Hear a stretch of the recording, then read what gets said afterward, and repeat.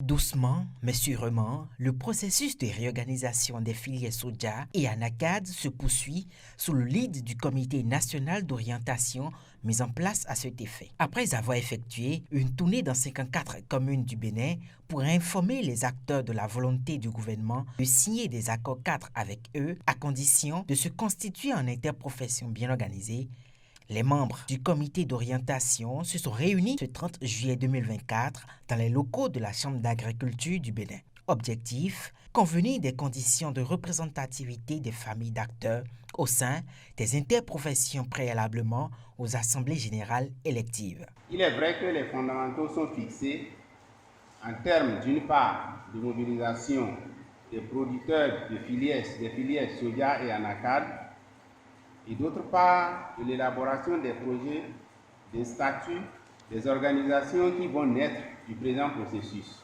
L'essentiel est fait, mais il reste le principal, à savoir la tenue des assemblées générales devant consacrer la création des fêtières nationales des producteurs agricoles et des industries.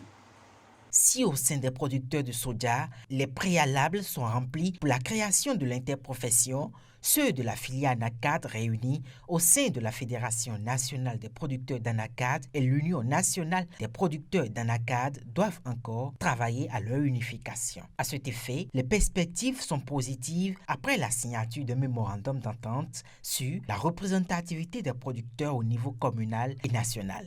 Oui, ce mémorandum, je vais dire effectivement, ça n'a pas été facile. Ça n'a pas été facile parce que chacun voulait tirer le drap de son côté. Mais étant donné que l'équipe technique et les représentants de notre ministère de tutelle étaient là, ils nous ont quand même ramené à comprendre ce pourquoi nous voulons qu'on aille à ce mémorandum qui va nous faciliter la tâche d'aller ensemble et de pouvoir profiter ensemble de l'accord cadre que le gouvernement et En attendant l'installation effective des interprofessions soja et ANACAD, producteurs et transformateurs se réjouissent car l'ambition du gouvernement correspond à leurs souhaits. On va se mettre ensemble, transformateurs et producteurs, pour vendre ensemble et pouvoir profiter ensemble. Et les ressources issues de cette vente vont profiter et au gouvernement, et aux producteurs, et aux transformateurs aussi. Cela représente une opportunité parce que nous, au niveau des transformateurs, nous avons toujours voulu que la distance entre nous et les producteurs soit une distance réduite. Nous voulons aller directement vers le producteur. Nous ne voulons pas qu'il y ait d'intermédiaires entre nous.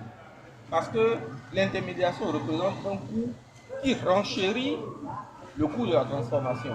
En tant que membre du CNTC, nous pensons que les choses évoluent bien et nous espérons que les fruits vont porter la promesse des fleurs lorsque nous allons expérimenter la commercialisation dans le cadre de l'interprofession réorganisée à partir de la saison caribou 2025.